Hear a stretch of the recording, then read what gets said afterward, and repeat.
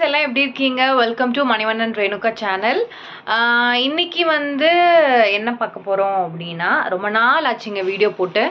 அதனால் சரி இன்னைக்கு வந்து குட்டியாக ஒரு என்ன சொல்கிறது, ஒரு குக்கிங் vlog மாதிரி பார்க்கலாம் அப்படின்னு சொல்லிட்டு தான் இந்த வீடியோ. எல்லோரும் எப்படி இருக்கீங்க? நல்லா இருக்கீங்கன்னு நினைக்கிறேன்.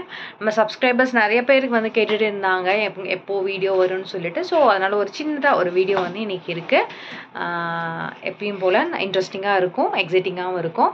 இது வந்து நம்ம குட்டி எட்டி பார்த்துட்டு இருக்காங்க. Okay, come on, let's go to the video.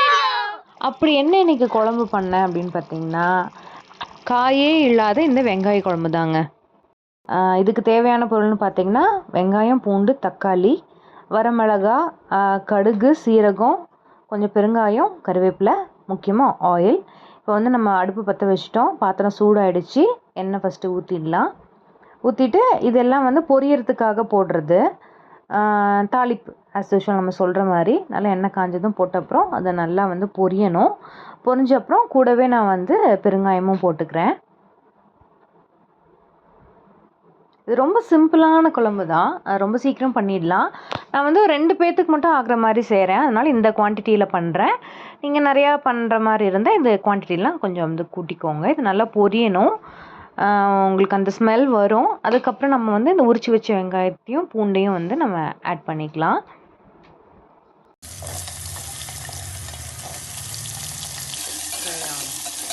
Okay, அது நல்லா ஃப்ரை ஆகிறதுக்குள்ளே இந்த தக்காளியை க்ளீன் பண்ணி கட் பண்ணி நம்ம வந்து அரைக்க போகிறோம்.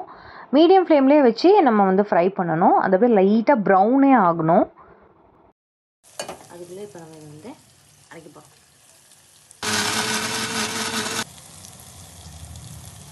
இப்போ பாருங்கள், நல்லா சூப்பராக நான் சொன்ன அந்த ப்ரௌன் கலர் வந்து வந்துடுச்சு. நல்லா எல்லாமே டீப் ஃப்ரை ஆகிடுச்சு. இப்போ வந்து நம்ம அரைச்சி வச்ச தக்காளி பேஸ்ட்டை வந்து நம்ம இது கூட ஆட் பண்ண போகிறோம்.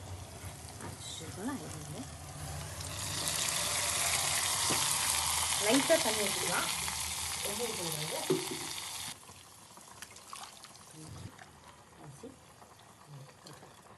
அவ்வளோதான்.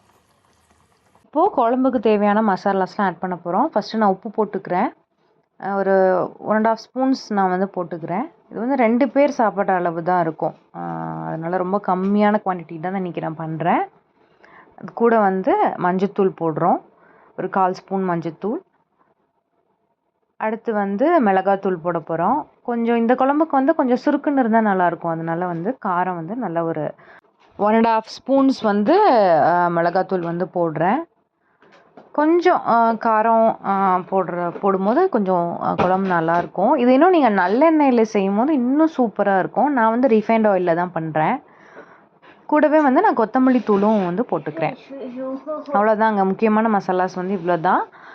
இது கொஞ்சம் கொதிக்கணும். அதுக்கப்புறம் கடைசியாக நம்ம வந்து புளி ஆட் பண்ணிக்கலாம். நான் ஃபஸ்ட்டு காமிக்கும் போது அந்த இன்க்ரீடியண்ட்டில் நான் புளி சொல்லலை, ஆனால் கண்டிப்பாக இதுக்கு வந்து நம்ம புளியை ஆட் பண்ணி ஆகணும். இவ்வளோ குழம்புக்கு நான் வந்து குட்டியாக ஒரு நெல்லிக்காய் சைஸ் வந்து புளி வந்து நான் தண்ணியில் ஊற வச்சுருக்கேன்.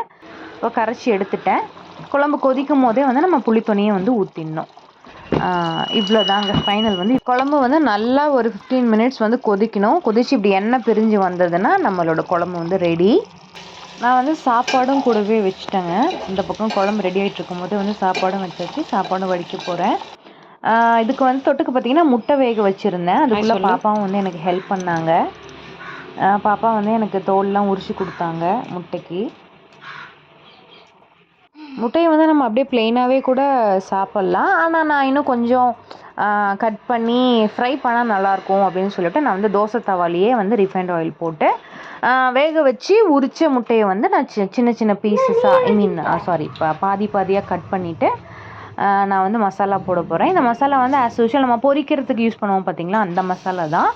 கூட வந்து கொஞ்சம் கரம் மசாலாவும் உப்பும் போட்டு ஃபஸ்ட்டு ஆயில் ஊற்றிட்டு அதுலேயே மசாலா போட்டுட்டு இந்த மாதிரி முட்டையை வந்து ஆஃபாக கட் பண்ணி அதில் போட்டு நான் வந்து ஃப்ரை பண்ணி எடுக்க போகிறேன். இந்த மாதிரி மேலே கொஞ்சம் கரம் மசாலா போட்டு இந்த 2 பக்கமும் திருப்பி போட்டு நான் வந்து ஃப்ரை பண்ணிக்க போகிறேன். இது இன்னும் கொஞ்சம் நல்லாயிருக்கும், அந்த காம்பினேஷன் வந்து கொஞ்சம் நல்லாயிருக்கும் அப்படிங்கிறதுனால நான் இப்படி பண்ணுறேன். எங்கள் வீட்டில் எல்லாருக்கும் இப்படி பிடிக்கும், அதனால் ரெடி ஆகிடுச்சு. அவ்வளோதான். இப்போ சூடான சாப்பாடு, நம்ம குழம்பு கூட நீங்கள் ஆம்லேட் வச்சு கூட சாப்பிட்லாம். நான் வந்து எனக்கு வந்து நான் ஆம்லெட் பண்ணிக்கிட்டேன். இந்த வீடியோ ஃபுல்லாக பார்த்தீங்களா? கண்டிப்பாக இந்த வீடியோ உங்களுக்கு பிடிச்சிருக்குன்னு நினைக்கிறேன். ஒன்றும் ரொம்ப ஸ்பெஷல் வீடியோலாம் இல்லைங்க. எல்லார் வீட்லேயும் செய்கிற சாதாரணமான ஒரு வெங்காயம் பூண்டு குழம்பு தான். நான் எங்கள் வீட்டில் என்னோட ஸ்டைலில் எப்படி ஃபாலோ பண்ணி பண்ணுறேன் அப்படிங்கிறத நான் உங்களுக்கு காமிச்சிருக்கேன். இந்த வீடியோ கண்டிப்பாக உங்களுக்கு பிடிச்சிருக்குன்னு நினைக்கிறேன். லைக் பண்ணுங்க, ஷேர் பண்ணுங்க, கமெண்ட் பண்ணுங்க. அதே மாதிரி கண்டிப்பாக சப்ஸ்கிரைப் பண்ணுங்க. நம்ம சேனல் உங்களுக்கு பிடிச்சிருந்ததுன்னா சப்ஸ்கிரைப் பண்ணுங்க. இருக்க நம்ம சப்ஸ்கிரைபர்ஸ் இன்க்ரீஸ் ஆகிட்டே இருக்காங்க. ரொம்ப சந்தோஷமா இருக்கு. ஆமாங்க, வேற ஒரு இன்ட்ரெஸ்டிங்கான வீடியோல பார்க்குறோம். until then it's bye.